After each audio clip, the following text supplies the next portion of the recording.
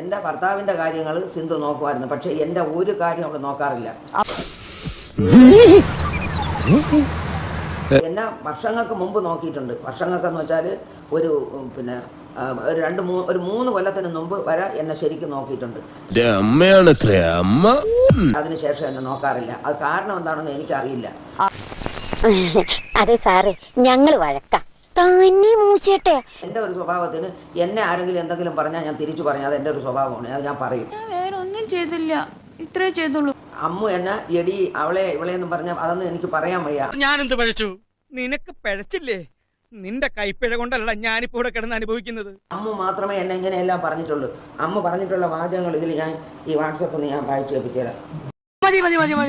ഇനി ഒരു അക്ഷരം പറയണ്ട.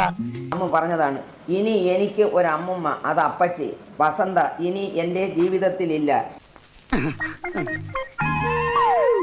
ഇനി നിനക്ക് എനിക്ക് മെസ്സേജ് അയക്കാനും സാധിക്കില്ല. ഞാൻ നിന്നെ ബ്ലോക്ക് ചെയ്യുന്നു. അത് കഴിഞ്ഞ് നിനക്ക് എന്നും രാവിലെ കേൾക്കാൻ ഒരു അതിമനോഹരമായ പാട്ട്.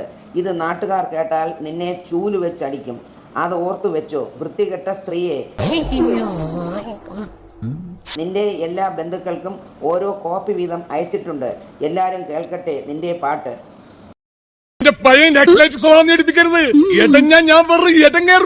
വസന്തേ എടി എടി അതെ ഇതേ പിന്നെ എന്താ അതൊക്കെ. എന്നിട്ട് അവർ ചെയ്യുന്നതെന്ന് വെച്ചാൽ മെസ്സേജ് ഡിലീറ്റ് ചെയ്ത് കളയും. ഇത് കണ്ടോ നിങ്ങൾ? അവരിതുപോലെ എന്നെ എന്തെങ്കിലും പറഞ്ഞെങ്കിൽ മാത്രമേ ഞാൻ തിരിച്ചു പറഞ്ഞിട്ടുള്ളൂ. എന്നെ പറയാതെ അമ്മ ചുമ്മാ ഇരുന്ന് എന്നെ വിളിച്ചാണ് എന്നെ തെറി വിളിക്കാൻ തുടങ്ങിയത്. അങ്ങനെയാണ് ഞാൻ അമ്മനെ തെറി വിളിച്ചത്. അനാവശ്യം പറയരുത്. പറയുന്നതാ ഇപ്പൊ കുഴപ്പം. ഞാൻ വിളിച്ചില്ലെന്ന് പറയുന്നില്ല. പക്ഷെ ചുമ്മാ ഇരുന്ന് എന്നെ വിളിച്ച് അവള് തെറി പറഞ്ഞത് കൊണ്ടാണ് ഞാൻ തെറി പറഞ്ഞല്ലേ ഞാൻ പറയില്ല. എന്നിട്ട് അവർ അയ്യോ ഞാനോ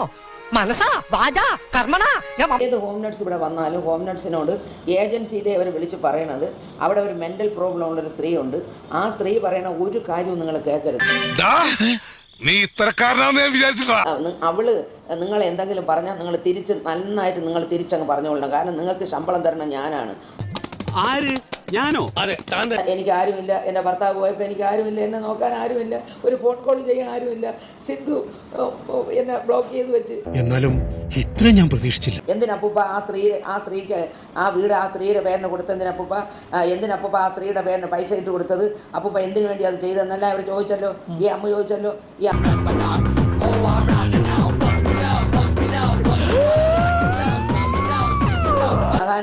അവിടെ നിന്ന് എന്തെങ്കിലും ഫ്രൂട്ട്സ് വാങ്ങിച്ച് ഇവിടെ നിൽക്കുന്ന അലൻ എന്ന് പറഞ്ഞൊരു ഹോം നഴ്സ് നിന്നിട്ടുണ്ട്.